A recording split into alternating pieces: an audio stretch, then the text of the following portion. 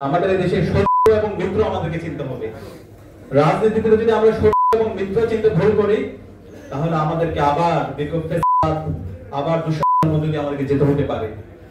যে 28 অক্টোবরের মাধ্যমে বাংলাদেশে 16 বছর কায়েম করেছিল, আইন তৈরি করেছিল, জাতীয় নেতৃবৃন্দকে বিচারিক হত্যাকাণ্ডের মাধ্যমে নেতৃত্ব শূন্য করার চেষ্টা করেছিল এবং বাংলাদেশের আবশ্যিক নেত্রী বেগম খালেদা জিয়াকে দীর্ঘদিন ধরে জেলে বন্দী রেখেছিল। সেই 28 অক্টোবর থেকে আমাদের শিক্ষা নিতে হবে। আমরা যদি শত্রু এবং মিত্র এখন পর্যন্ত আইডেন্টিফাই করতে না পারি, তাহলে সামনে আবার আমাদের জন্য দুঃশাসন আসতে পারে। এখন এই শত্রু মিত্র কারা? 28 অক্টোবর যদি আমরা দেখি, সেই 28 অক্টোবরে হাসিনা এবং তার 14 দলীয় জোট সেদিন দিনে দুপুরে আমাদের ভাইদেরকে মেরে রক্ত করে নৃত্য করেছিল লাশের উপরে। সে নৃত্য করেছিল কারা? বাপ্পাদিত্য বসু, ছাত্রমন্ত্রী। এই দুষ্টরা, এই কালচারাল ফেস্টিভ্যাল শাহবাগ কায়েম করার মাধ্যমে বাংলাদেশে দীর্ঘদিন ধরে ফেস্টিভ্যাল কায়েম করেছিল। আমাদের আলেম ওলামাদের উপর যে হত্যাকাণ্ড হয়েছিল, সেই হত্যাকাণ্ডের বৈধ দিয়েছিল। আল্লামা দেলোয়ার হোসেন সাইদের রায় পরবর্তী সারা দেশে যে গণহত্যা সংঘটিত হয়েছিল, সেই গণহত্যার বৈধতা দিয়েছিল। এবং বাংলাদেশে যে ফেস্টিভ্যাল কায়েম হয়েছিল, হাসিনাকে ফেস্টিভ্যালে যারা সহায়তা করেছিল, তারা হচ্ছে এই কালচারাল ফেস্টিভ্যালরা। এবং এই কালচারাল ফেস্টিভ্যালরা আমাদের পার্বত্য চট্টগ্রামে যে আজকে বাংলাদেশের অখণ্ডতা, বাংলাদেশের স্বাধীনতা সার্বভৌমত্ব আজকে যে উজ্জ্বল অবস্থায় আছে, এই পার্বত্য চট্টগ্রাম মেজর জিয়ার, শহীদ জিয়ার এবং বেগম খালেদা জিয়ার সিগনিফিকেন্ট অবদান আছে। আজকে পার্বত্য চট্টগ্রামের সিকিউরিটি ইস্যু করার ক্ষেত্রে আমরা শহীদ জিয়ার গুরুত্বপূর্ণ অবদান দেখতে পেয়েছি। কিন্তু এই পার্বত্য চট্টগ্রামের স্বাধীনতা, সার্বভৌমত্ব, অখণ্ডতা এবং বাংলাদেশের অখণ্ডতা নষ্ট করার জন্য এই কালচারাল ফেস্টিভ্যালরাই বিভিন্ন ধরনের ষড়যন্ত্র করছে। সেখানে আমাদের এই সমস্যাকে চিন্তা হবে।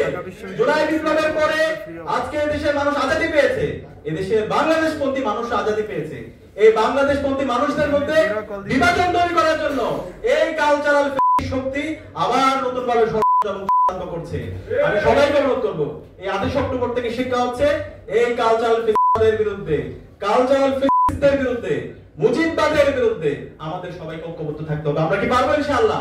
ইনশাআল্লাহ। এবং একই সাথে আমি অনুরোধ করব, আমাদের আজকে জুলাই বিপ্লবের পরে 1 বছর হয়ে গেছে, অন্তর্বর্তীকালীন সরকারকে শহীদদের রক্তের উপর বসানো হয়েছে। যে প্রত্যাশা, যে আকাঙ্ক্ষা নিয়ে আমরা বসেছি, যেভাবে বিপ্লবকে ধারণ করার দরকার ছিল, আমরা তার ব্যর্থই দেখতে পাচ্ছি। আজকে আমরা অনুরোধ করব অন্তর্বর্তীকালীন সরকারকে, বিগত ফেসিবাদী আমলে হাসিনা এই 28 অক্টোবর থেকে শুরু করে, পিলখানা হত্যাকাণ্ড থেকে শুরু করে, আল্লামা দেলোয়ার হোসেন সাইদের রায় পরবর্তী গণহত্যা, বিচারিক হত্যাকাণ্ড এবং বেগম জিয়া থেকে শুরু করে বেগম জিয়ার উপর যে দীর্ঘদিন ধরে কারাগারে নিষ্পেষণ করা হয়েছে এবং ছাত্রদল, ছাত্র শিবির এবং বিএনপি, জামাত সহ বাংলাদেশপন্থী রাজনৈতিক দলের উপর যারা নিষ্পেষণ করেছে, যারা করেছে, আন্দোলন তৈরি করেছে, খুন করেছে, এই সকল চক্রকে দৃষ্টান্তমূলক বিচারের আওতায় নিয়ে আসতে হবে। এবং এই জুলাইয়ে যে গণহত্যা এবং শিশু হত্যা সংঘটিত হয়েছে, এই প্রত্যেকটা হত্যাকাণ্ডের বিচার এই দেশে হইতে হবে। হাসিনাকে দেশে আনতে হবে, তাকে ফাঁসিতে ঝুলাতে হবে। অন্তর্বর্তীকালীন সরকারকে বলতে চাই এবং আন্তর্জাতিক অপরাধ ট্রাইব্যুনালকে বলতে চাই, আপনারা সাহস দিয়ে বিচার করেন, ছাত্র জনতা আপনাদের সাথে আছে। এদেশে রাজনীতি করার কোনো অধিকার নাই। হাসিনার নিষিদ্ধ ঘোষিত আওয়ামী লীগ, নিষিদ্ধ ঘোষিত ছাত্রলীগ, নিষিদ্ধ ঘোষিত যুবলীগ এবং তার বাংলাদেশে রাজনীতি করার কোনো অধিকার নাই। এরা লোকতন্ত্র কায়েম করার মাধ্যমে বাংলাদেশের আমাদের স্বাধীনতার সার্বভৌমত্বকে, অখণ্ডতাকে তারা নষ্ট করার চেষ্টা করেছিল। আমাদের এই দেশকে ভারতের সাবলেট কলোনি বানিয়েছিল। ভারতের প্রেসক্রিপশনে আমাদের দেশের রাজনীতি, অর্থনীতি থেকে শুরু করে আমাদের এই শিক্ষা ব্যবস্থাকে তারা ধ্বংস করেছে। সুতরাং এই দেশে আর মুজিববাদীদের, হাসিনার রাজনীতি করার কোনো অধিকার নাই। আমি জাতীয় নেতৃবৃন্দকে অনুরোধ করব, আমাদের ঐতিহাসিক একটি সুযোগ এসেছে, এই সুযোগকে আমাদেরকে কাজে লাগাতে হবে। আমরা সবাই এই জুলাই বিপ্লবের যে আকাঙ্ক্ষা, শহীদদের যে আকাঙ্ক্ষা, সেটাকে ধারণ করে আমাদের ঐক্যবদ্ধভাবে রাজনীতি করতে হবে। আমাদের রাজনৈতিক ভিন্নতা থাকবে, আদর্শিক ভিন্নতা থাকবে, কিন্তু হাসিনার বিচার প্রশ্নে, বাংলাদেশ প্রশ্নে আমাদের সবাইকে ঐক্যবদ্ধ হইতে হবে। এই জায়গায় যদি কেউ করে, সেটা যদি জামাত ইসলাম করে, আমরা জামাত ইসলামের বিরুদ্ধে কথা বলবো।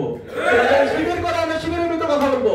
সেটা যদি বিএনপি করে আমরা বিএনপির বিরুদ্ধে কথা বলবো, সেটা যদি ছাত্রদল করে আমরা তার বিরুদ্ধে কথা বলবো, সেটা যদি এবি পার্টি থেকে শুরু করে এনসিপি থেকে শুরু করে যে এই জুলাইয়ের আকাঙ্ক্ষা ধারণ করবে না, আমরা তাদের বিরুদ্ধে কথা বলবো।